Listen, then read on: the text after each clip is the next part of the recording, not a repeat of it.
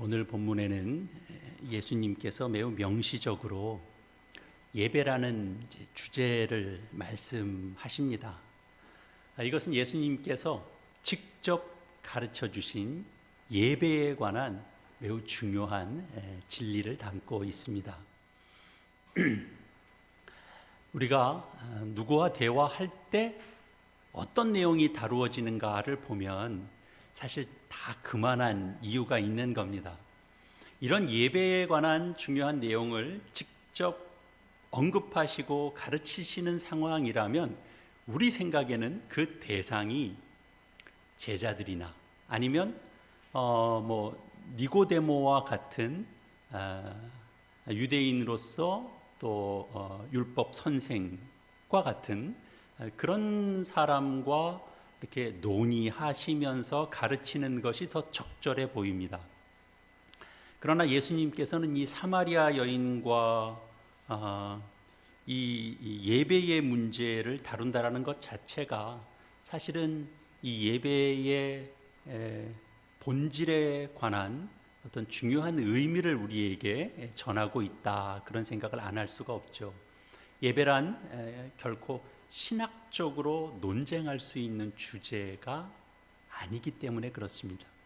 주님은 지금 이 사마리아 여인과 어떤 신학적인 논쟁을 벌이기 위해서 예배라는 주제를 꺼내신 것이 아닙니다. 사마리아 여인과 이 대화를 하시면서 예수님께서는 인간의 목마름의 문제, 또 인간 자신에 대한 이해와 그 깨우침의 문제를 앞서서 다루셨습니다. 예배란 마땅히 하나님께 그 영광을 받으시도록 하는 그 수단이면서 동시에 인간의 이 목마름의 문제와 깊이 연관되어 있다라는 사실이죠. 이런 점에서 주님께서 이 사마리아 여인에게 이 목마름의 문제를 해결해 주는 그 생수를 주시겠다, 이렇게 말씀하시고 나셔서 이제 예배라고 하는 주제를 다루는 것은 지극히 자연스러운 그런 과정이다, 이렇게 생각됩니다. 그 사람이 유대인이건 사마리아 여인이건 모든 사람은 다 목마른 존재입니다. 목마른 사람들을 주님은 이렇게 부르시는 거죠. 목마른 사람이 예배에 대하여 논쟁한다고 해서 그 목마름이 해갈되는 것이 아닙니다. 목마른 사람에게 필요한 것은 바로 예배를 통하여 생수의 근원 되시는 하나님께로 나아가야 하는 것입니다. 주님과 이 여인의 대화의 흐름을 좀 주목할 필요가 있는데요. 주님께서 생수에 관한 말씀을 하신 후에 느닷없이 그 여인에게 남편을 불러오라고 하셨죠. 이 사마리아 여인에게나 우리에게나 다소 좀 엉뚱하게 느껴지는 대목입니다만, 이 질문을 하시는 이 말씀을 통해서 사실 예수님은 내가 누구인지를 새삼 깨달을 수 있도록 이렇게 간섭하신 것입니다. 그래서 그 여인의 그 자신의 그 과거의 그 죄를 지적하시면서 그가 지금 어떤 존재로 있는가 하는 것을 알게 하심으로 인해서 주님께서는 그가 자신에 관하여 어떤 영적인 인식을 갖도록 그렇게 유도하셨습니다. 그리고 나서 그 사마리아 여인이 그 앞선 우리 19절 내용 속에서 보시는 것처럼 주여 내가 보니 선지자로소이다, 이렇게 응대하게 됐죠. 이것은 미약하긴 하지만 분명 영적인 반응입니다. 그렇죠? 분명한 것은 그녀가 자신의 죄를 부인하거나 또는 자신의 어떤 그 과거나 현재의 어떤 모습에 관하여 드러내고 싶지 않은 부분을 들추어내시는 주님을 거부하지 않았다라는 사실입니다. 우리도 마찬가지입니다. 하나님의 말씀이 그 어떤 그 날쌘 검보다도 예리하다라고 하는 이런 말씀 우리가 대합니다. 여러분, 이 말씀 앞에 여러분 어떻게 그 말씀 이해하십니까? 그 말씀이 우리의 혼과 영과 관절과 골수를 찔러 쪼개는 것처럼 우리의 생각과 마음과 우리의 뜻을 감찰하신다라고 합니다. 주님의 말씀이. 여러분, 이 말씀의 의미를 여러분은 어떻게 이해하십니까? 여러분, 이 말씀대로 여러분들의 삶에서 이렇게 경험하시고 체험하십니까? 하나님의 말씀이 정말 우리의 생각을 이렇게 찔러 쪼개서 그 생각의 그 본뜻이 무언지를, 그 속을 드러내는 그런 경험들을 여러분들은 경험하십니까?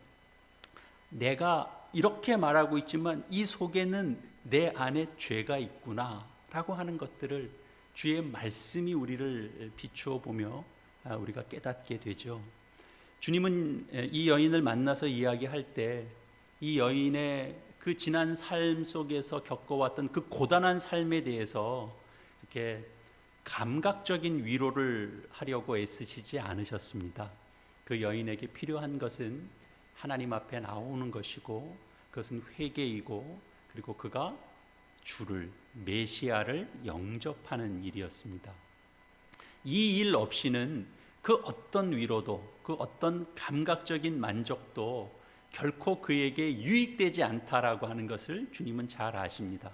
그래서 어쩌면 그 여인의 이른바 상처에 마치 초를 끼얹는 것과 같은 그런 인간의 눈으로 보면 다소 무례해 보이는 것과 같은 그런 과정을 거치셔야만 했던 겁니다.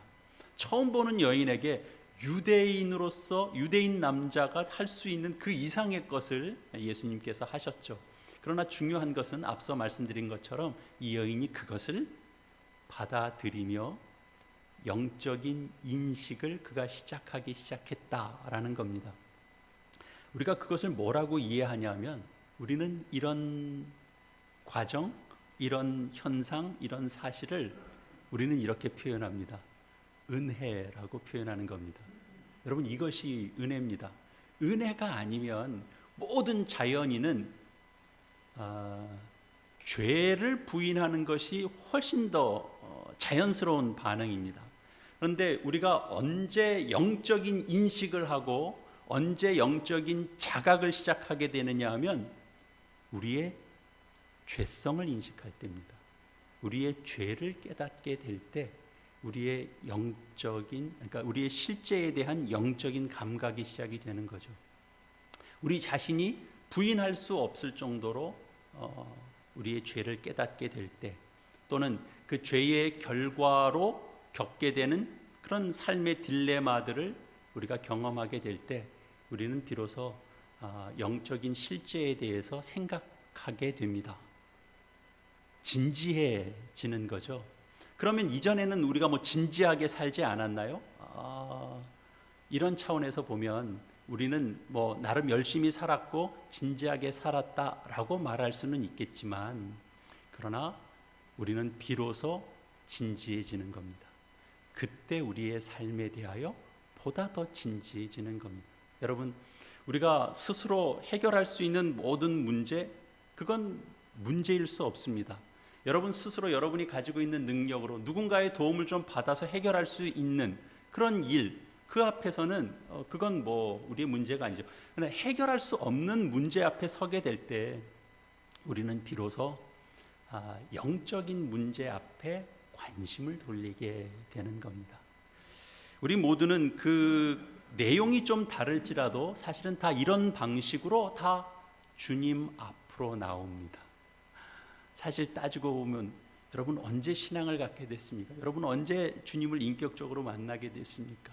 여러분 주님에 대한 어떤 인식과 체험이 있습니까? 이렇게 물어보면 각각의 내용들은 좀 다를지라도 대부분 이런 과정을 통하여 주님을 만나게 됐고, 그리고 주님 앞에 서게 되었다, 이렇게 고백하게 되죠. 만일 주님께서 이 예배의 문제를 이 여인에게 처음부터 꺼냈다면 그건 그냥 논쟁으로 끝나버렸을 겁니다. 아니면 논쟁조차도 일어나지 않은 채로 그냥 썰렁한 무반응으로 끝나버렸을 수도 있습니다. 주님은 이 대화로 이 여인의 숨겨진 어떤 영적인 갈망을 이제 이끌어내셨고 이제 예배에 관하여 이야기하시는 겁니다. 여러분, 우리도 마찬가지입니다. 어쩌면 우리에게 중요한 것은 나 자신의 건강, 또 먹고 사는 문제, 그리고 부모와 자녀들을 향한 축복, 이런 것들입니다.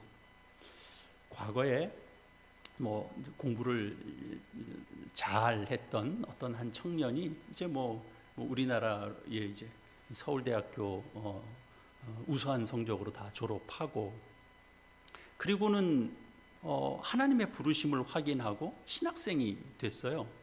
근데 그 이제 신학생 시절 때 책을 한 권 썼는데, 이제 공부 잘하는 비결에 관해서, 본인이 이제 신학생이 됐잖아요. 이제 신앙과 연결지어서 공부 잘하는 법을 이제 책 제목을 하나 달아가지고 책을 낸 적이 있어요. 근데 그 책이 잘 팔렸어요. 근데 이제 그 책보다 더 주목받는 건 뭐였냐 하면 그 신학생의 특강이었어요. 교회에서 강사로 초청을 이제 이곳저곳에서 많이 이제 불러서 이제 초청 강연을 했는데, 이 공부법 특강을 하면, 이 공부법 특강이라고 제목 붙인 그 집회에는 사람들이 구름대같이 몰리는 거예요.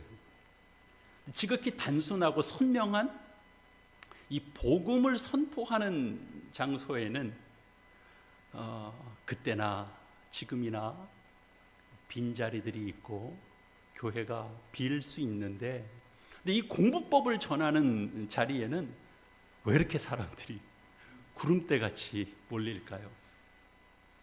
우리가 신앙을 하고 있고 우리가 믿음 생활을 한다고 우리가 자부하는 속에서도 우리 안에는 여전히 영적인 실제에 관한 관심보다는 어찌 보면 사실 좀 껍데기에 속하는 것에 더 많은 관심을 갖고 있는 것들이 그런 식으로도 우리가 표출되는 거죠. 우리가 아무리 종교적인 언어로 우리 자신을 치장한다고 해도 성전 뜰만 밟고 가는 그런 우리의 신앙 형태가 될 수 있는 것이죠. 오늘날 우리가 안고 있는 신앙상의 아픔입니다. 왜 그럴까요? 교회가 사실은 죄의 문제를 더 분명하게 그리고 심각하게 다루지 않고, 또한 사람들은 자신의 영적인 실제를 말씀에 비추어 들여다보거나 성찰하지 않기 때문입니다. 그래서 거기서 오는 어떤 괴로움, 거기서 오는 가난함, 거기서 오는 영적인 목마름, 그런 것이 없는 거죠. 먹고 사는 문제에서의 괴로움을 영적인 괴로움이 넘어서지를 못합니다. 그렇지 않습니까? 우리가 먹고 사는 문제에 막힐 때는 하나님, 저 죽습니다. 그리고 바짝 엎드려 하나님 앞에 나오지만, 우리가 영적으로 갈급한 문제 앞에서는 우리는 그저 밋밋한 삶을 그냥 사는지도 모르겠습니다. 교회가 주님께서 이 사마리아 여인을 다룬 것과 같이 그렇게 이 죄의 문제를 다루고 거기서 우리 삶의 영적인 목마름에 대해서 눈을 뜨게 될 때 비로소 우리 안에 예배라고 하는 것은 무슨 토론의 주제가 아니라 진지하게 정말 내 영혼을 살리는 문제, 이 예배 앞에 우리가 실패하면 우리의 영혼이 죽는 문제, 이렇게 다루어지게 되겠죠. 우리 본문을 한번 다시 보실까요? 예배의 주제를 꺼낸 사람은 누군가요? 예수님께서 꺼내신 것이 아니라 사마리아 여인이 먼저 꺼냈습니다. 사마리아 여인이 예배라는 주제를 가지고 주님께 말을 던지는 거죠. 이 여인이 꺼내는 예배의 주제는 당시 사마리아 사람들이 가지고 있었던 예배의 개념을 그대로 보여주는 것입니다. 그것은 유대인들이 이해하고 있는 예배에 대한 이해와도 상당히 충돌을 빚는 거죠. 사마리아 사람들의 이제 조상들은 이제 바로 이 산에서 예배하라고 했는데, 바로 그 산은 뭐냐하면 그리심산을 의미합니다. 그러나 유대인들은 예루살렘 성전에서 하나님을 예배하는 것이라고 알고 믿고 그렇게 살고 있습니다. 이 그리심산에서 예배하는 전통은 좀 거슬러 올라갑니다. 예수님 이 당시에서부터 훨씬 거슬러 올라가서 아브라함과 야곱 시대로 거슬러 올라갑니다. 그리고 또 이스라엘 백성들이 가나안 땅에 들어와서 또 모세의 그 말씀대로, 그 유언대로 이 가나안 지경에 들어와서 그리신산과 에발산에서 하나님의 축복과 저주를 각각 선포한 그런 일과 관련되어 있습니다. 바로 그런 유래 때문에 사마리아 사람들은 바로 그것을 성지화했던 것입니다.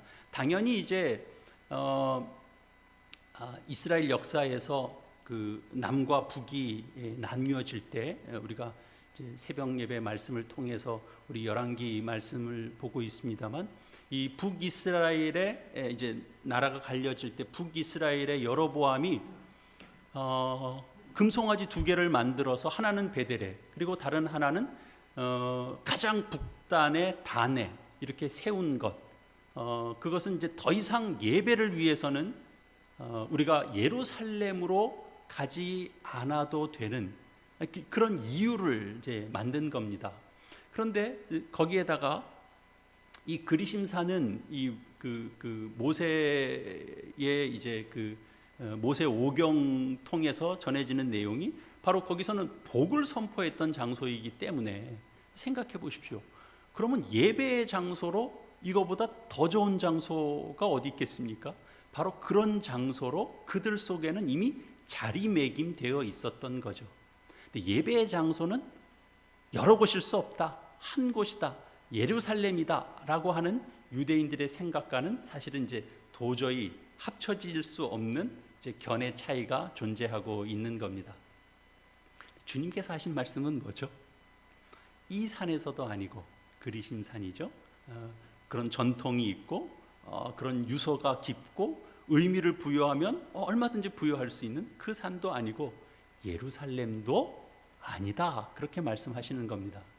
장소의 문제가 아니다, 이렇게 분명히 말씀하셨습니다. 유대인이나 사마리아인이나 다 예배와 관련되어 있어서 이들의 생각은, 이들이 갇혀 있는 건 뭐냐면 형식의 문제에 사실 갇혀 있습니다. 어떤 형식이죠? 장소라는 형식이죠. 여기서 하지 않으면 다 잘못이라는 겁니다. 여기서 하지 않으면 너희는 거기서 하는 게 잘못이고, 반대편에서 보면 여기서 예배하지 않고 거기서 예배하는 것은 사실은 잘못된 것이다 라고 얘기하는 겁니다. 즉 형식으로 잘잘못을 가리고 있는 것, 그것이 바로 그 당시 모든 사람들, 이스라엘의 문제였던 거죠. 그러나 주님께서 이 여인의 주의를 끌려고 하시는 것은 예배의 장소에 관한 문제가 아니고 때의 문제였습니다.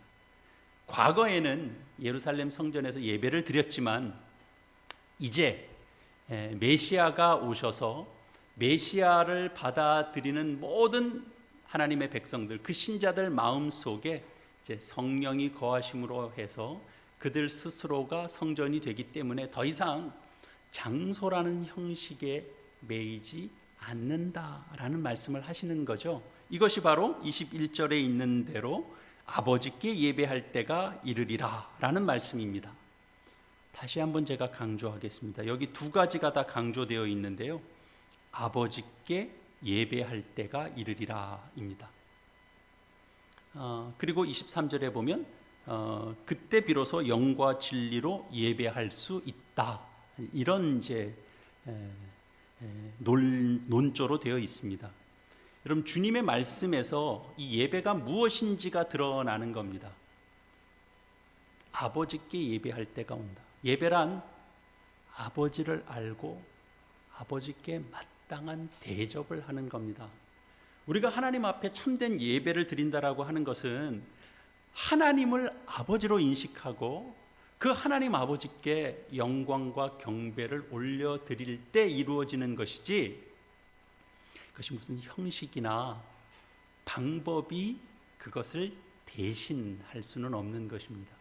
예수님께서 바로 곧 이때라 라고 말씀하시는 이유는 예수님만이 바로 그 하나님이 누구신지, 하나님이 어떻게 우리의 아버지가 되시는 분이신지를 밝혀줄 수 있는 유일한 분이시기 때문에 바로 예수님께서 지금 이 땅에 존재하고 있고 지금 말씀하고 있는 것들을 통해서 바로 곧 이때라 이렇게 말씀하시는 겁니다. 그러니까 예수님께서 오시기 전에는 하나님에 대해서는 기본적인 것만 알고 있었던 겁니다.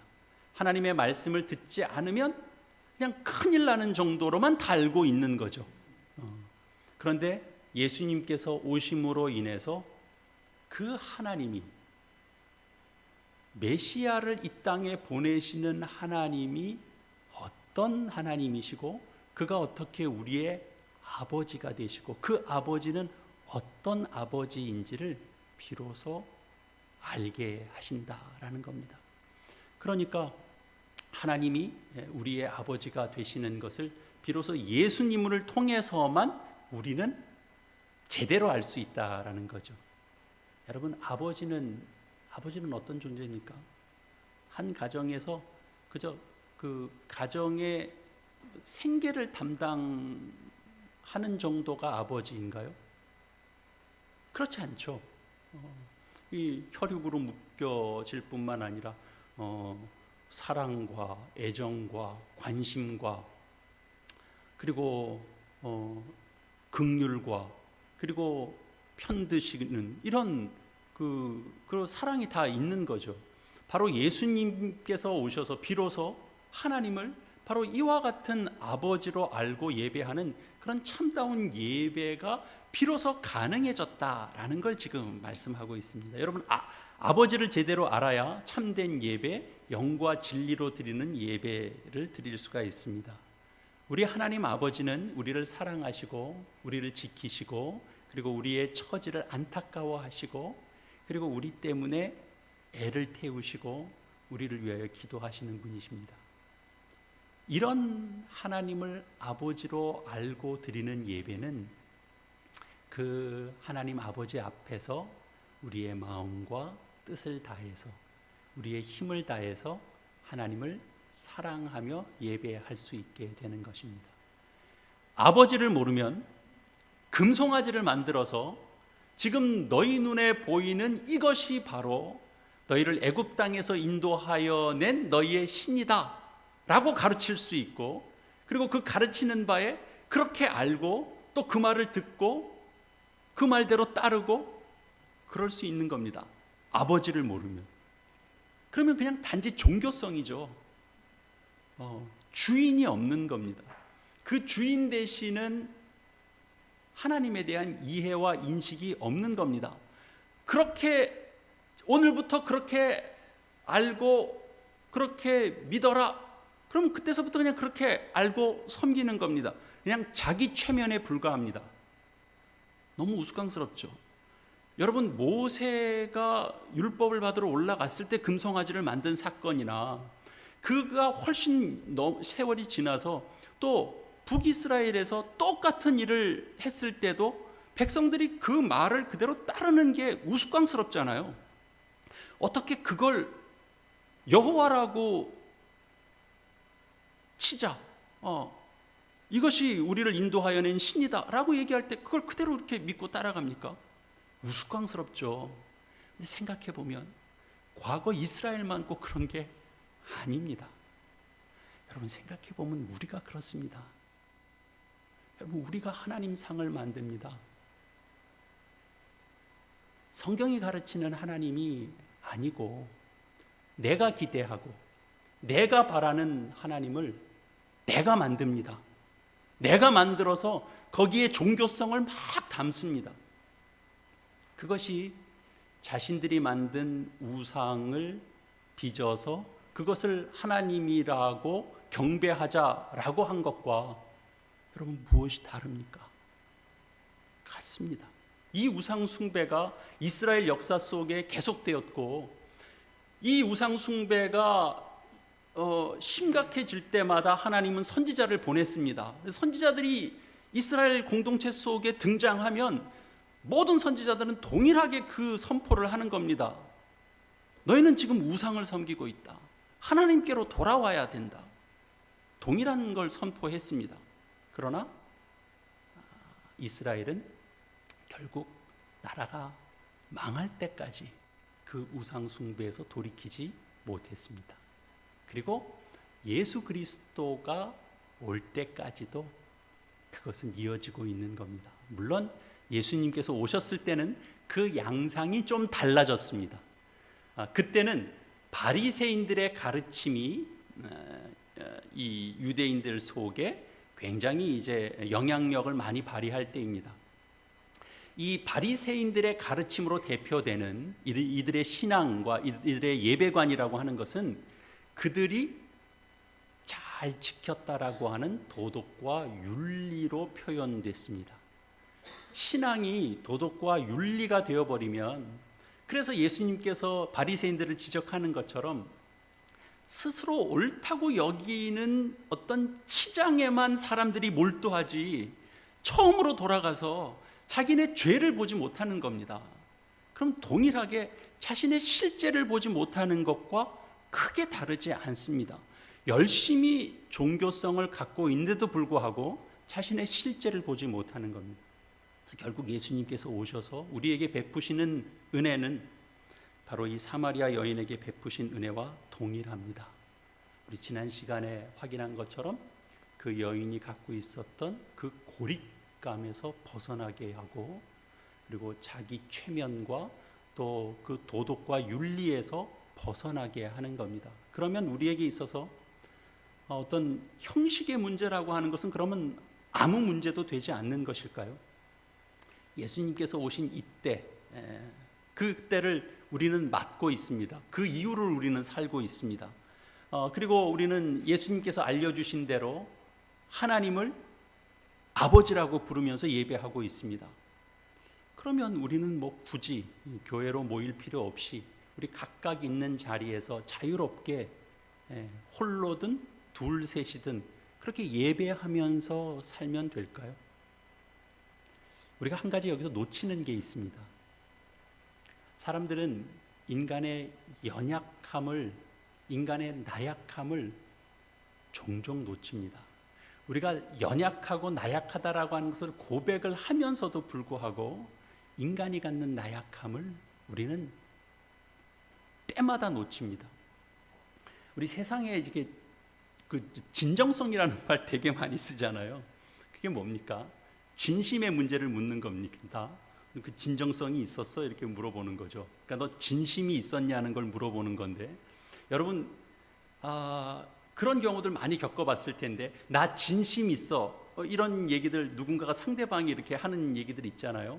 그러면 그 사람이 나 진심이 있었어 라고 얘기하면 모든 걸 다 받아들여 주시나요? 그렇지 않죠. 보통 내가 나 진심이었다라는 말을 할 때는 대체적으로 그 양상이 어떤 때냐 하면, 이렇게 함께 모든 것이 전제가 됐을 때 그런 말을 주고받는 경우는 잘 없습니다. 대체적으로는 독단적으로 뭔가가 진행되고 난 뒤에, 대개는 홀로 뭔가가 진행되고 난 뒤에 그리고 나오는 이야기일 경우들이 많습니다. 홀로 가지는 진심인 거죠. 나 진심이 있었다고 얘기하는 겁니다.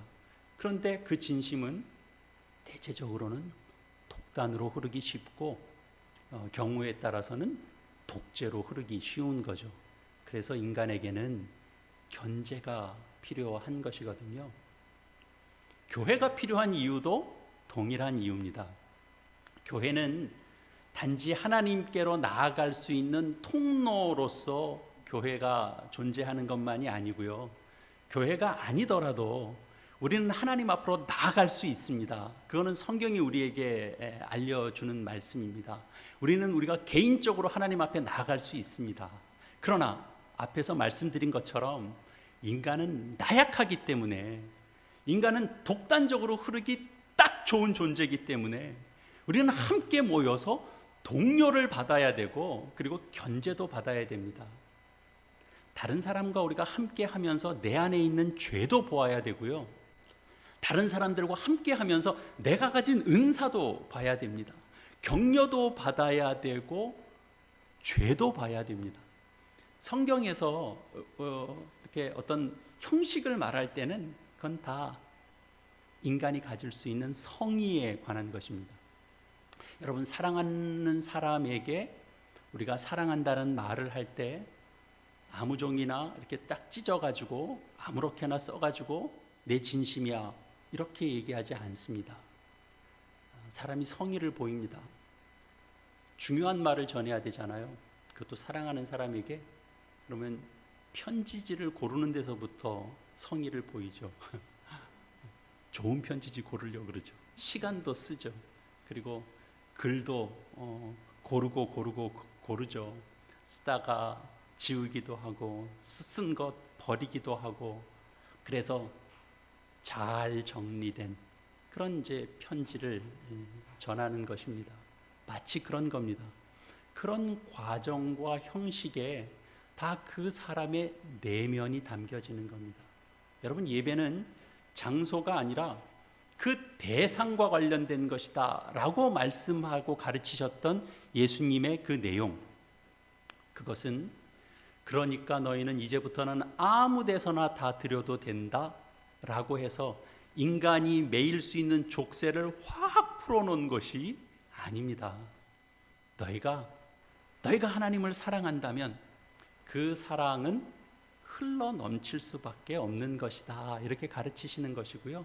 그것이 바로 영과 진리로 드리는 예배입니다.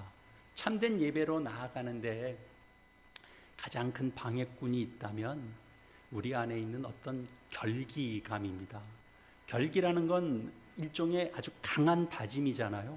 그 다짐이 때로는 좀 살벌해질 수도 있거든요. 그리고 그러면 다 옳은 것과 관련됩니다. 옳은 것은 기본적으로 좋은 것입니다. 그러나 그것이 하나님 앞에서 좀 살벌한 각오처럼 되는 것은 하나님을 기쁘게 하지 못합니다. 하나님은 결기의 하나님이 아니시기 때문에 그렇습니다. 하나님은 사랑이십니다. 이거 저하고 제 아내하고 이렇게 본문과 찬양에 대해서 이렇게 한 번도 논의해 본 적이 없는데 성령님은 살아계시고 저희 교회를 사랑하시고 이 뭔가 나누지 않아도 서로 통하는 뭔가가 있구나, 그러는 걸 제가 뒤에서 감동적으로 느꼈습니다. 하나님은 사랑이십니다. 자비와 긍휼을 구하기 위해서 우리가 하나님 앞에 나온다라는 사실을 여러분 한순간도 놓치시면 안 됩니다. 그리고 또 한 가지, 그것만 있는 게 아닙니다. 참된 예배로 나아가는데 또 다른 가장 큰 방해꾼은 우리의 배부름입니다. 여러분, 배부르면은 배고픔이 없죠. 갈망이 없다라는 겁니다. 목마름이 없습니다. 별 기대할 게 없는 겁니다. 그건 스스로 배부른 줄 알고 있기 때문에 그렇습니다. 제가 어느 날 새벽 기도를 하면서 제가 이렇게 기도를 하고 있는데 제가 의지를 분명히 가지고 기도를 할 때도 있지만 어느 순간에는 기도가 나를 막 이끌어 가고 있는 걸 내가 뒤에 느낄 때도 있습니다. 그런 표현을 우리 김영애 권사님께서는 자꾸 중언부언 하신다라고 말씀하시는데, 우리 김영애 권사님 열심히 기도하시는 것이고요, 그건 중언부언 하시는 게 아니고 기도가 우리 권사님을 막 이끌어 가시는 겁니다. 그런 차원에서 보면 저도 중언부언하는 기도였는지도 모르겠습니다. 어쨌든 제가 뭔가를 막 기도하고 있는데 제가 불현듯 정신이 번쩍 들었어요. 근데 제가 무슨 기도를 하고 있었냐 하면, 주님, 제가 복음을 알게 해달라고 기도하고 있는 거예요. 이렇게 저렇게 말을 바꾸지만 결국은 제가 복음을 선포해야 되는데 복음을 알기를 원한다고 제가 기도를 하고 있는 거예요. 그렇게 그 기도를 하는데 마치 기도에 씨름을 하고 있는 것처럼 그걸 제가 이렇게 기도를 하고 있더라고요. 근데 어느 순간 하나님께서 답을 주시는데, 그 순간 제가 너무 큰 은혜 때문에 제가 눈물을 주체할 수가 없었죠. 우리 이지연 집사님 새벽기도 나오시면 이렇게 주체할 수 없어서 그 훌쩍거림이 우리 모든 통성기도를 뒤덮는 것과 같습니다. 제가 이렇게 눈물을 어떻게 주체할 수가 없더라고요. 하나님께서 주신 답은 그것이었습니다. 네가 나를 모른다. 네가 나를 모른다. 그런데 제가 그 순간 이게 복음이구나라는 생각이 들은 거예요. 내가 안다라고 하는 게 복음인 게 아니고 내가 모른다라고 하는 게 복음이구나. 내가 복음을 몰랐고 내가 착각하고 살았던 복음, 내가 어쩌면 아예 꿈꾸지도 못했던 복음, 그것이 그 복음 안에 있는데 그냥 내가 알고 있는 데에서만 내가 멈춰지고 있구나. 그 복음을 오늘 아버지께서, 그 하나님께서 아버지가 되어주셔서 바로 나에게 알려주시는 것이구나. 그러면 제가 그 순간 그날이 또 하나의 출발점이 되는 것이더라고요. 자연스럽게 하나님 아버지를 알게 해주십시오. 그렇게 기도가 바뀌기 시작하는 겁니다. 거기서부터 제 기도에 답을 얻기 시작하는 것 아니겠습니까? 하나님 아버지를 알게 해주십시오. 하나님의 사랑, 그 아버지의 사랑, 예수 그리스도의 은혜, 그것을 알게 해주십시오. 그리고 기도를 하는데 어느덧 제 기도는 찬양과 경배와 감사로 바뀌어져 가고 있었습니다. 사랑하는 교회 여러분, 예수님께서 이 땅에 오심으로 우리가 드릴 수 있게 된 예배는 바로 이 예배입니다. 우리가 알고 있었던 하나님을 알고 있는 차원에서 예배하는 것이 아니라 내가 몰랐던 하나님을 오늘 또 예배를 통하여 만나는 겁니다. 그래서 그 하나님 때문에 우리 안에 기쁨이 있고 우리 안에 감사가 있는 겁니다. 그래서 그 하나님 때문에 내가 하나님 앞에 찬양을 올려드리는 겁니다. 하나님은 우리를 이 예배로 부르고 있습니다. 이 예배 가운데로 초청하고 있습니다.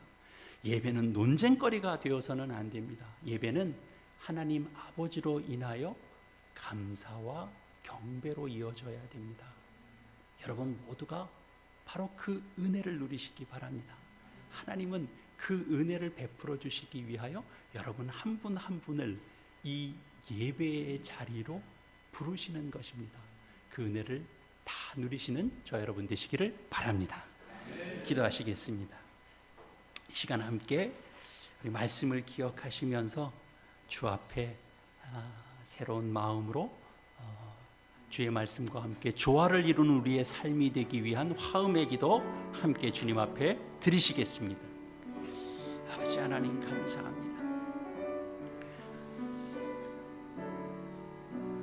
하나님, 예수 그리스도 안에서 천지를 창조하시고 인생을 구속하신 하나님을 아버지라 부르며 예배할 수 있도록 인도하여 주시니 감사합니다. 저희의 죄를 보게 해주시고 목마르지 않은 생수에 대한 그 갈망을 주셔서 아버지께로 나아가게 하심을 감사합니다. 주님, 저희는 논쟁하느라 정작 누려야 할 부요함을 놓치곤 합니다. 형식을 놓고 싸우고 자유를 놓고 싸웁니다. 그러는 동안 아버지를 잃어버리곤 합니다. 아버지의 사랑과 긍휼을 잃어버리고 마치 아무것도 필요 없는 사람처럼 목마름이 없는 자가 되어버리곤 합니다. 주님, 저희는 여전히 하나님을 모릅니다. 저희는 여전히 복음의 은혜와 그 영광을 우리는 아직 모르오니 주님, 저희의 연약함을 알게 해주시고 그래서 함께 모여 서로 위로받게 해주시고 서로 격려받으며 함께 신앙하며 함께 예배하며 나아가는 은혜 베풀어 주시옵소서. 갈망을 모르는 배부름이 아니고 또한 결기로서만이 아니라 사랑과 은혜의 하나님을 알아가는 저희 모두가 되게 하여 주시옵소서. 참되게 예배하는 때가 바로 이때라 하신 주님의 그 말씀을 마음에 새기며 이때에 주님을 참되게 예배하는 복을 우리 모두가 누리게 하여 주시옵소서. 예수님의 이름으로 기도합니다. 아멘.